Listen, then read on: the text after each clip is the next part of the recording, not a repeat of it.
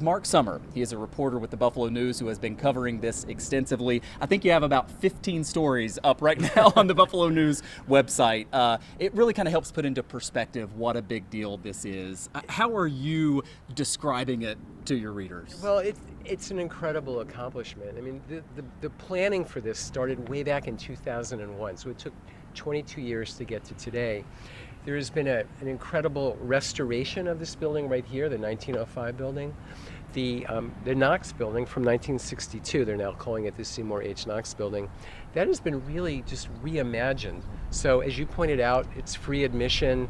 You can go there and just really hang out in this incredible open space with this kaleidoscopic cover, calling it Common Sky. Yeah. And if you want, you can look at art. You may not want to, but there's a 2,000 square foot gallery there. And then, of course, there's the Gunlock building, which is just a real game changer for this museum because now they can show 3 times the amount of art they ever could before.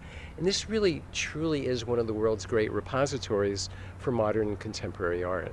Yeah, I wanted to ask you about that because, you know, we've been told there will be people from all over the world who will come here to see this. It was interesting to hear them talk about who donated to help make this happen, and a lot of foreign donors helped to fund this.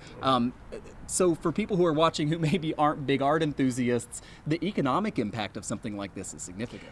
The potential is really great. They've done studies with the University of Buffalo Regional Institute, and you know they believe they're going to get many travelers from around the country and internationally to stay 2-3 nights in a hotel, maybe combine that with a trip to Niagara Falls. But I mean, this is already one of the foremost modern and contemporary art museums in the world. But now there's just so much more that people can come here and see. So it's a huge plus for Buffalo and for Western New York.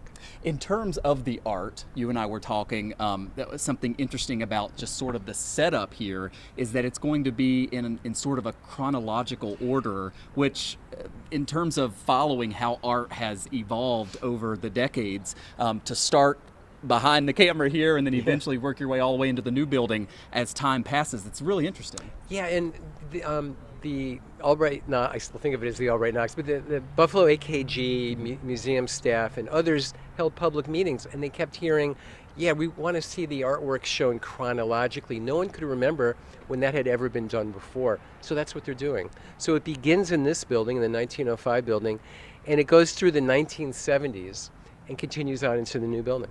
Finally, I think I've got about 30 seconds left here. I want to ask, because you've done the tour, you've been inside, including in the new building, your favorite part. I'm putting you on the spot.